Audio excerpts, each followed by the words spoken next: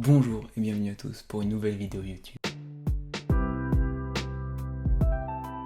Aujourd'hui on va parler d'un gros sujet etc. que j'ai un peu travaillé, donc j'espère que ça vous plaira. J'ai cherché plein de sources et tout, donc j'espère que ce sera cool pour vous, que ce sera complet. J'espère qu'il n'y aura pas trop d'interrogations à la fin sur ce dont j'ai parlé, etc. Que ce sera assez clair. C'est un sujet qui me tient à cœur, mais ça concerne des trucs que j'aime bien par rapport au cerveau humain, par rapport à certaines personnes un peu au-dessus de la moyenne, etc. J'adore ça. Alors, j'ai retenu bien évidemment tout ce que vous m'aviez dit sur l'ancienne vidéo. Il faut que je parle plus fort, parce que là on a l'impression que je chuchote, ce qui est le cas. Là d'ailleurs je tourne à 23h35, donc je vais chuchoter un peu, je suis désolé. Normalement ça doit sortir cette semaine, là je tourne ça le dimanche 30 mai, donc ça doit sortir la semaine prochaine. J'ai eu une semaine de retard par rapport à l'ancienne vidéo, je suis désolé, mais j'ai pas eu le temps, j'avais un stage etc, donc bon, j'ai pas eu le temps, j'espère que vous m'en tiendrez par la gueule. Par contre, il y aura une petite vidéo bonus avec les potes sur Pokémon. Par contre ce sera peut-être pas, le pack opening n'a pas été exceptionnel, mais ça annonce un autre pack opening quand on retournera une vidéo normalement avec plein de cartes Pokémon etc, ça va être beaucoup plus cool. Mais là ça me permettra de vous présenter la grande majorité de mes potes, il en manque quelques-uns quand même, je peux pas tous vous les montrer en une vidéo. Normalement ça sera hyper cool. Donc j'ai une nouvelle lumière, si vous avez vu, normalement la qualité de l'image elle doit être un peu meilleure. J'espère que je suis plus à l'aise, j'ai enlevé les lunettes pour le rond de lumière. La voix, et normalement c'était à peu près les grosses réflexions que j'avais eues, donc j'espère que ça vous plaira. J'ai fait un gros travail de recherche comme je vous l'ai dit sur cette vidéo, donc j'espère que ça sera cool pour vous. Je vous remercie beaucoup pour les retours que vous avez fait sur les précédentes vidéos, ça fait vraiment chaud au cœur. Il y en a certains, ça me fait vraiment plaisir, parce que vous m'avez fait que des compliments quasiment. Bien évidemment vous m'avez dit quelques trucs que j'espère avoir corrigé ici, bien évidemment il y en aura d'autres, mais le but c'est qu'on évolue. Là la lumière elle est faite pour ça, pour que ça évolue, dans le bon sens. Ça peut que être cool. Bien évidemment, je ferai des petites recos à la fin, recos musicales, recos d'un petit animé, parce que je kiffe ça. Donc là, je pense qu'on va pouvoir se lancer sur cette vidéo que j'ai plutôt très bien travaillée. Je suis assez content, j'espère que ça vous intéressera. Aujourd'hui, on va parler de la synesthésie. Alors, je vais vous donner un peu des exemples de ce que c'est. Après, je vais vous donner certaines définitions un peu littéraires, etc. et tout. Et après on va s'intéresser un peu à la recherche autour de ce phénomène-là, qui est un phénomène qui touche un peu le cerveau, etc. Tout un tas de trucs. Vous allez voir, c'est hyper intéressant. J'ai pris plein de sources, etc. pour vulgariser, mais tout en restant que ce soit assez scientifique. Bien évidemment, je sais pas s'il y en a, qui s'y connaîtront là-dedans, qui relèveront des erreurs. Faites-le, relevez mes erreurs si j'en fais. Comme ça, dans une prochaine vidéo, je pourrai les corriger, et ce sera intéressant. Parce que si je fais des erreurs et que personne ne les corrige, c'est nul à chier. Si pour vous les chiffres ont une personnalité les jours de la semaine, ou les mots arborent des couleurs, si vous vous représentez le mois de l'année sur une ellipse, ou si la musique a une forme, un goût, ou on peut éprouver les mois de l'année comme une parure autour du corps, vous êtes sûrement synesthète. En fait, c'est tout ce truc avec des connexions entre des couleurs, des mots, tout un tas de phénomènes au niveau du cerveau. Je vais vous expliquer un peu, vous allez comprendre. Alors par exemple, il y a l'exemple de Céline, donc qui elle est pas touchée parce que c'est pas une maladie, mais qui elle profite de la synesthésie ticker tape. Et là, ça c'est badass. En fait, c'est comme quand elle vous parle, en fait Céline, pendant que vous parlez, en fait là pendant que je parle, elle voit ce que je dis à côté de moi. C'est fou genre. Et dans une certaine police, dans une certaine couleur, etc. Elle le voit en fait, elle visualise. Et du coup, ça lui permet d'avoir une très bonne orthographe et une facilité à prendre les notes. C'est fou. C'est un truc de fou. Guillaume, lui, il a des émotions avec les chiffres en fait. C'est-à-dire qu'il y a certains chiffres, il me semble que c'était le 3 et le 7, il les trouve inutiles. Alors que le 1, le 0, il va les trouver jovial. Ils ont des émotions avec lui en fait. Alors que Thémis, par exemple, elle n'a pas besoin d'un agenda car elle a une représentation mentale et personnelle du calendrier. C'est-à-dire qu'en fait, le calendrier, par exemple, vous, comme vous et moi normalement, vous c'est janvier, décembre, je sais pas, en ligne, comme un calendrier un peu dans votre tête. Mais c'est très normé, c'est un calendrier qui est droit, etc. Et elle, en fait, elle va se représenter des fois en cercle, avec des mois qui prennent plus de place que d'autres, des mois qui sont plus petits. Et ça va lui permettre de plus avoir besoin d'agenda parce que ça lui permet de se rappeler les choses. En fait, la synesthésie, les effets que ça produit sur le cerveau, ça peut offrir des moyens mémotechniques en fait. Par exemple, celui qui m'avait pour la première fois intéressé avec ce sujet, c'était Daniel Tammet. Donc c'est un auteur, etc. Auteur de Je suis né un jour bleu, qui lui est synesthète graphème couleur.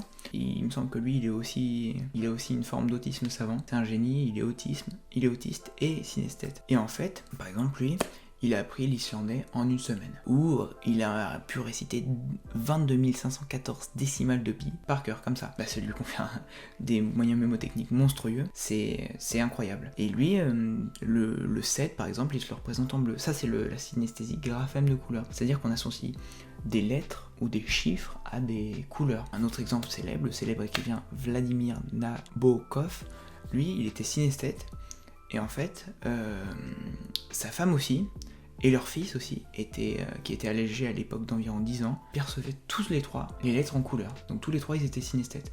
Donc après, ça a posé des questions aussi par rapport à la génétique de la synesthésie, si ça se donnait entre familles, etc. Normalement, je vais vous en reparler. Enfin, ça a été démontré qu'il pouvait y avoir des liens, mais il n'y avait qu'une certaine partie, que certaines personnes qui pouvaient avoir les bonnes gènes, des fois, n'arrivaient pas à être synesthètes, enfin, parce que la synesthésie, ça ne s'apprend pas, en fait. Et, ah oui, truc très marrant, avec le fils de Nabokov, en fait, il y a sa femme, et lui, il percevait la lettre M d'une couleur, et son fils, en fait, il percevait la lettre de la couleur assemblée des deux couleurs de ses parents. C'est mignon. Bon, après, ça ne prouve rien scientifiquement, mais c'est assez mignon. Et Nabokov, ce qui est aussi intéressant, c'est que sa mère aussi était synesthète, donc ça pose des gros questionnements sur l'origine, en fait, de la synesthésie. Pour continuer avec Nabokov, lui, il était synesthète de graphème de couleur, et sa mère, elle était synesthète aussi, mais en plus d'être graphème de couleur, elle possédait aussi l'audition colorée, c'est-à-dire que les sons, c'est pas comme l'oreille absolue,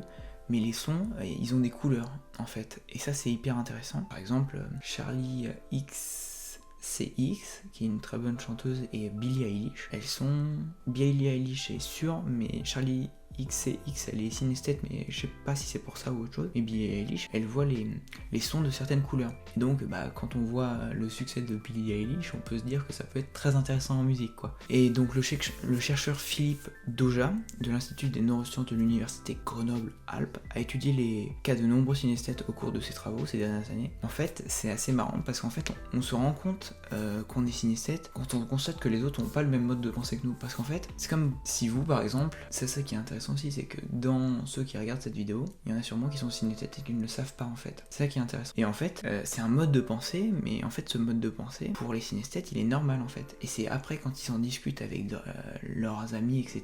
Par exemple, j'avais lu un article, il y a quelqu'un une fois, il avait demandé, et toi du coup, c'est quoi la couleur de ton jour préféré, c'est laquelle? Et là, son ami, comment ça?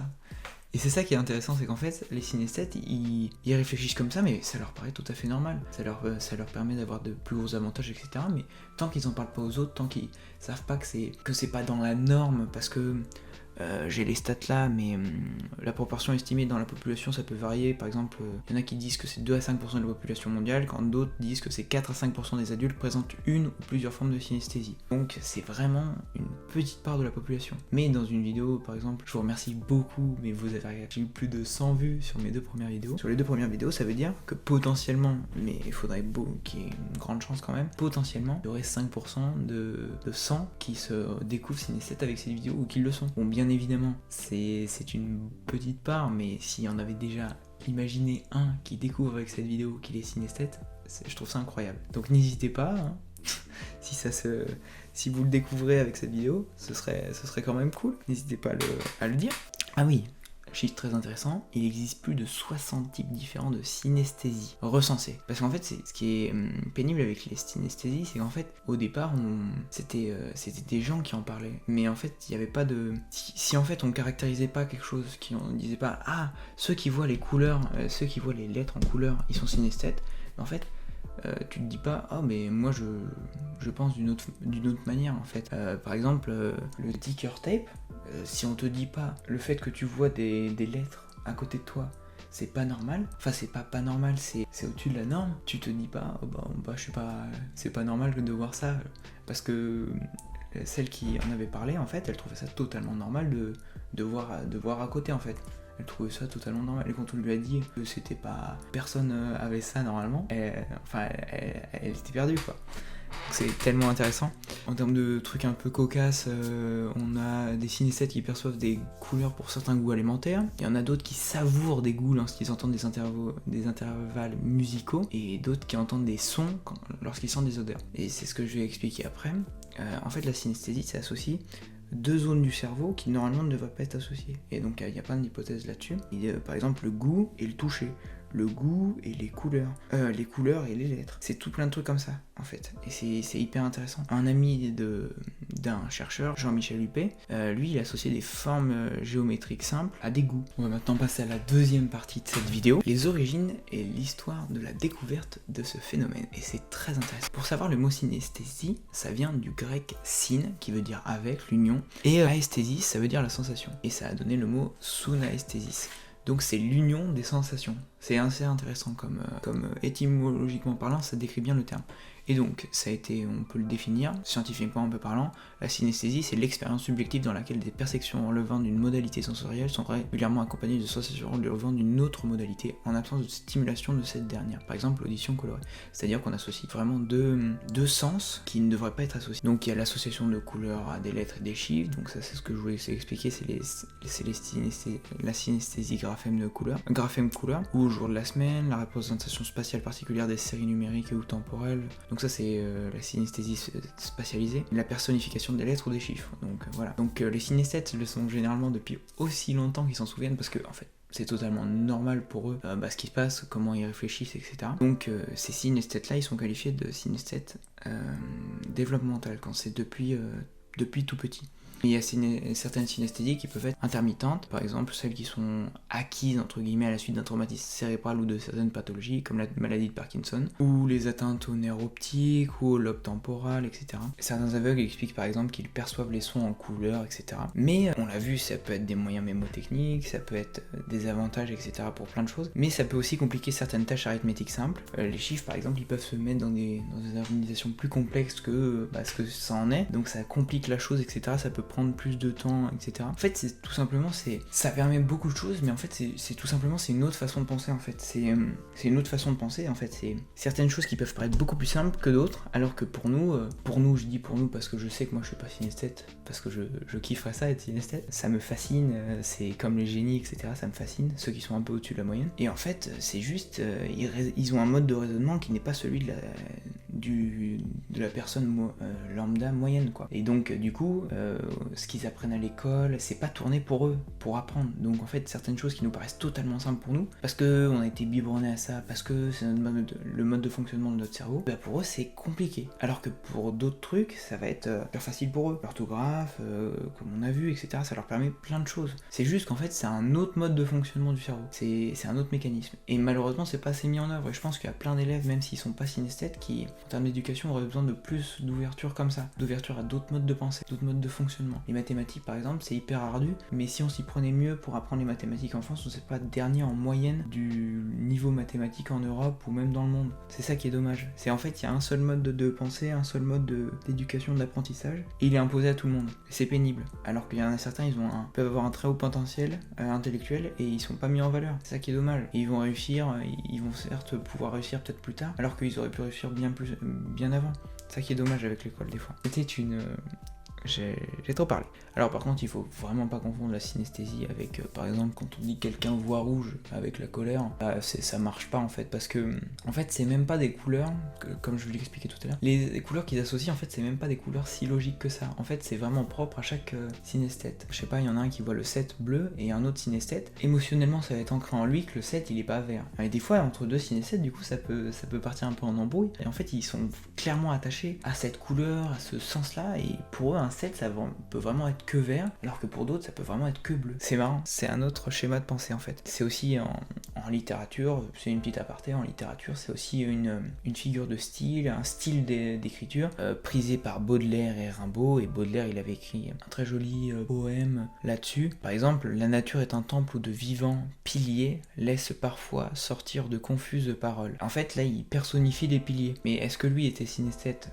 Je ne pense pas, mais est-ce qu'il usait de cette personnification, les parfums, les couleurs, les sons se répondent, il est des parfums frais comme des chairs d'enfants, doux comme les hautbois, verts comme les prairies. Bon, je vais vous lire tout le poème. La nature est un temple de vivants piliers, laisse parfois sortir de confuses paroles. L'homme y passe à travers des forêts de symboles qu'il observe avec des regards familiers, comme de longs échos qui de loin se confondent dans une ténébreuse et profonde unité.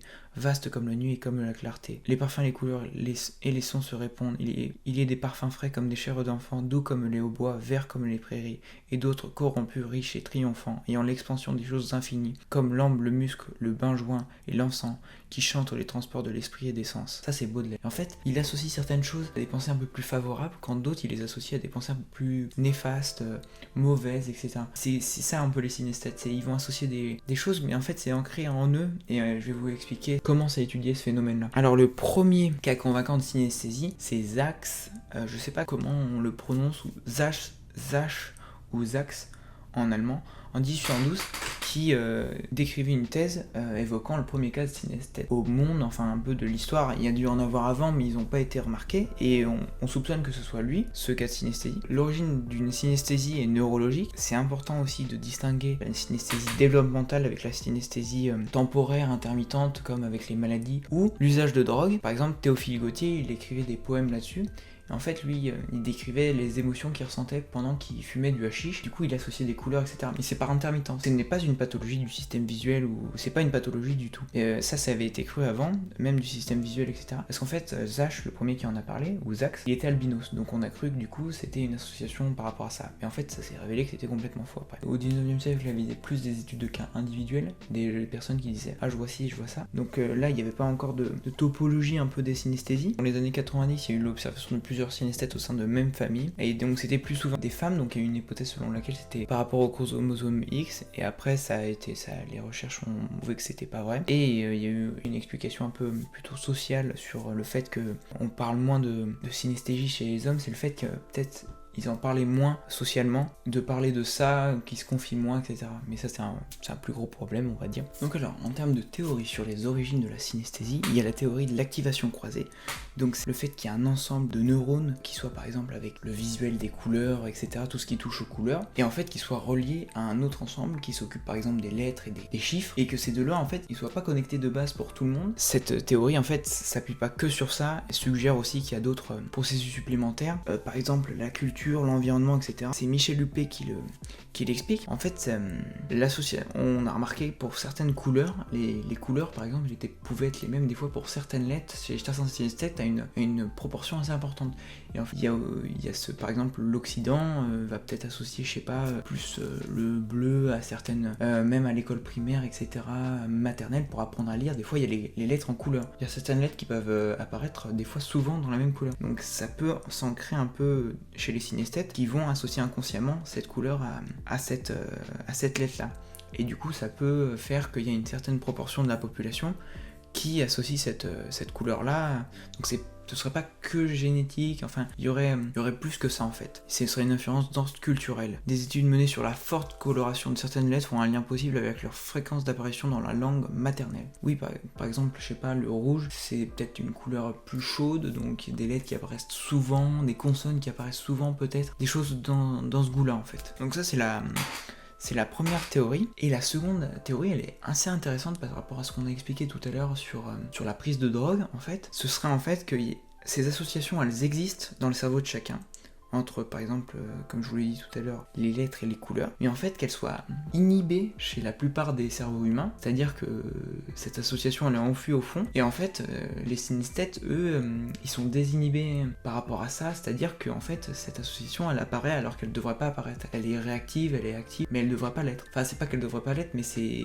dans la norme, elle devrait pas l'être. Et par exemple, du coup, si on prend des drogues, ou même s'ils ont fait des tests sur des personnes sous hypnose, du coup ça va inconsciemment, ça va peut-être aller chercher les associations, et ça va nous permettre d'aller plus loin au niveau de ces trucs-là, et d'être synesthète pendant un court moment. Du coup, c'est important de vraiment séparer ces deux types de synesthètes-là, parce que c'est vraiment pas la même chose, quoi. Et des gens, ils le vivent vraiment au quotidien. Mais par contre, l'hypothèse d'hyperconnectivité, donc d'association entre deux trucs, et de manque d'inhibition, donc le fait que ça soit pas inhibé, que ces associations elles existent, etc., du coup, sont pas faciles à départager, parce qu'en fait, elles sont pas forcément contraires, incompatibles. La réalité est pas aussi simple que ça, les recherches elles ont démontré que c'était pas aussi simple, que c'était plus complexe. Mais par exemple pour la chercheuse Tessa von Leeuwen, chercheuse néerlandaise, en fait, ce serait peut-être pas simplement une question de connectivité, ce serait aussi une question de sensibilité. Peut-être qu'il y a des gens qui sont plus sensibles émotionnellement, à aller chercher les couleurs, les associer, avoir des émotions par rapport à l'enfance, etc.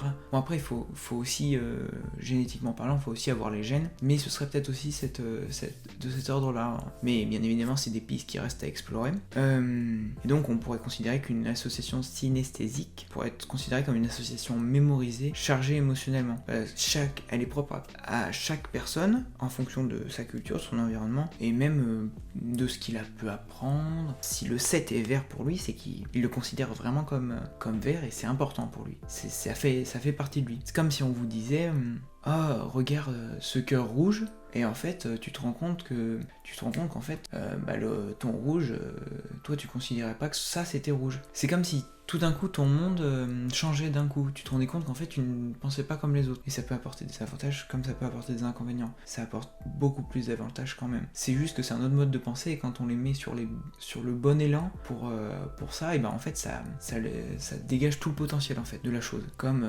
Daniel Tammet, il est écrivain, c'est un génie des mathématiques, enfin c'est un monstre quoi. C'est un génie. Bon après il y a aussi la part d'autisme savant. Ça c'est assez intéressant, mais je pense que je vais en faire une autre vidéo parce que c'est un sujet aussi à traiter. L'autisme savant c'est souvent vu, c'est souvent un peu surreprésenté alors que il me semble que ça représente à peu près que 15% de la population autiste. Et donc en fait c'est un peu glorifié l'autisme, il faut faire attention à ce qu'on dit. Donc voilà, en fait les associations entre couleurs et graphèmes, c'est pas forcément, c'est aléatoire entre les individus, mais c'est pas non plus totalement aléatoire, il y a des tendances qui peuvent ressortir. Donc voilà, pour conclure, c'est simplement une manière différente de voir le monde. Les synesthètes, ils trouvent ça normal, comme nous on trouve ça normal de penser comme on pense. C'est surprenant pour eux. En fait, c'est important d'en parler. Ça c'est aussi un autre débat. Il y en a souvent sur Brut, même sur la question des différentes sexualités, des différents genres, etc., qui vont dire « Ah mais on n'en parlait pas avant, pourquoi vous en parlez là maintenant? Oh là là, pourquoi vous nous faites chier, etc. » Mais justement c'est important, parce qu'il y a des personnes qui vont chercher, comme par exemple les non-binaires qui ne se sentent... désolé si je fais une mésentente sur exactement ce que sont les non-binaires, mais il me semble que se considèrent ni homme ni femme. Ils ont des attributs d'un sexe forcément physiquement. Donc ça c'est... je vais pas me tromper. Voilà.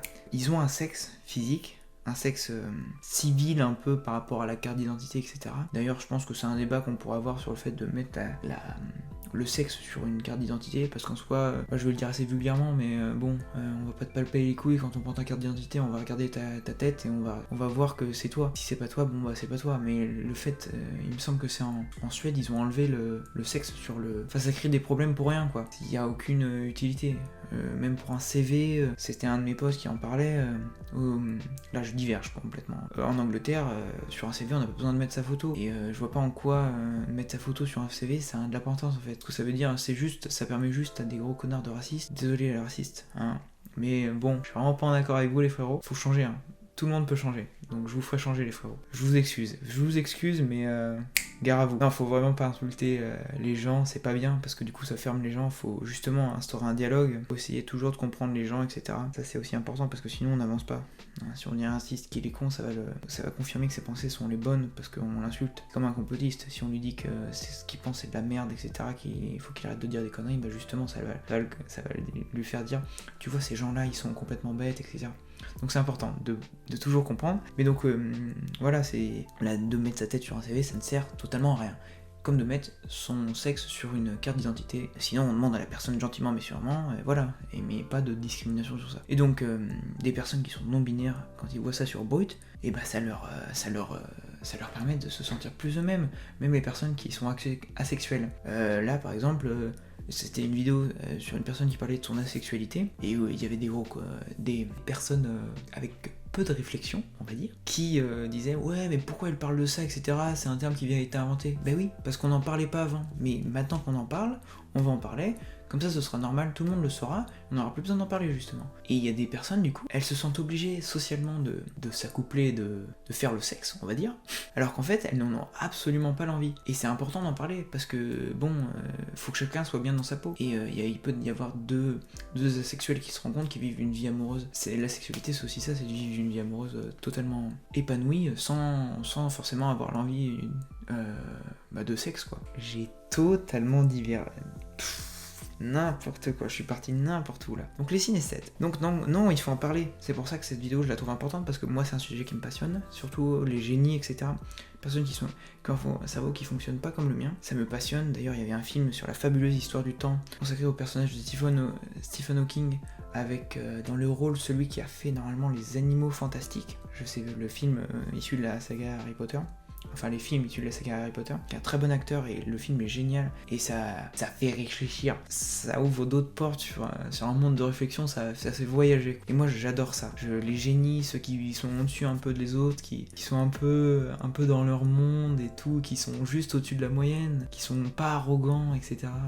Ça m'émerveille en fait. Et donc, le fin mot de l'histoire vient quand même à Tessa Van Leeuwen, qui a fait de grosses recherches sur le fait d'avoir un haut potentiel en tant que synesthète. Et en fait, rien n'a été démontré sur ce point-là. Il faut pas non plus dire que chaque synesthète a un potentiel intellectuel. Il faut pas les cataloguer dans cette truc-là, parce que ça peut être difficile aussi d'être considéré comme quelqu'un qui est plus intelligent que tout le monde, alors que bon, c'est sûr que c'est des moyens mémotechniques hyper intéressants, que ça apporte une autre vision du monde, qu'il faudrait que ces gens-là puissent avoir plus de place dans le monde pour, je sais pas, apporter plus de réflexion sur des sujets. Ça pourrait être intéressant.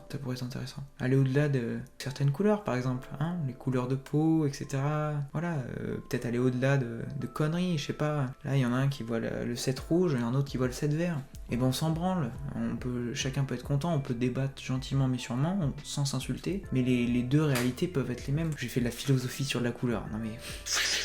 Et en fait, il y a même... En fait, c'est compliqué du coup avec les synesthètes parce qu'en fait, il peut y avoir des types de synesthésie qui ne sont pas encore découvertes. Et en fait, les gens, ils en parlent pas parce qu'ils savent pas qu'ils sont synesthètes, ils savent pas qu'ils pensent différemment, qu'ils voient le monde différemment des autres. Quand on ne dit pas que voir des couleurs sur des lettres, c'est pas normal, enfin c'est pas normal, c'est différent des autres, et bah ça te choque. Et donc en fait, tant qu'on te dit pas oui, c'est pas comme tout le monde, et bah tu te dis pas ah bah ça c'est un moyen mémotechnique, enfin c'est un truc à moi quoi. Donc c'est assez intéressant. Donc voilà, j'espère que cette vidéo vous a plu.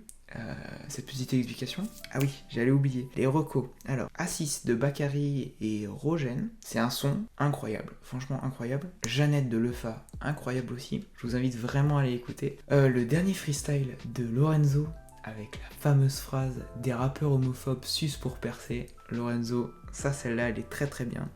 Enfin des rappeurs qui sont contre l'homophobie, ça me fait plaisir de ouf. Et après en album, les 3 albums que j'ai vraiment kiffé cette année, Eddie Depreto, H-Kid et Damso Calf Infinity, les premiers sons de Calf Infinity qui sont les nouveaux sons rajoutés dans la version Infinity. C'est trop. C'est Damso de Calf. Dans Calf, il découvrait certaines sonorités. Et là, il optimise les sonorités, il fait des paroles monstrueuses. C'est incroyable. C'est même Ipséité, c'est un album qui me reste dans le cœur, mais là, je crois qu'il a atteint son summum. Donc, merci Damso, love à toi. Je te kiffe. Donc voilà. Donc je vous remercie beaucoup d'avoir apporté cette attention. J'espère vraiment que le sujet vous aura plu. Je vais essayer au niveau du montage de mettre plus d'illustrations, etc. pour peut-être plus vous intéresser, etc. Bien évidemment, toutes les sources seront dans la description. Il y aura la référence de la lumière dans la description aussi. N'hésitez toujours pas à me faire des remarques sur la qualité. Là par exemple, j'ai pas des cheveux exceptionnels. J'espère que j'ai parlé plus fort. J'espère que la lumière ça vous a plus plu. Ah oui, j'ai oublié de préciser, il y a un petit monstre là-bas que vous verrez dans la vidéo Pokémon avec les potes. Elle est pépère. Donc voilà, je vous remercie beaucoup. Au mois prochain si j'ai pas trop de retard. Et normalement il y a une vidéo qui sort dans 2 semaines sur les Pokémon. Donc voilà, merci à vous. Au revoir.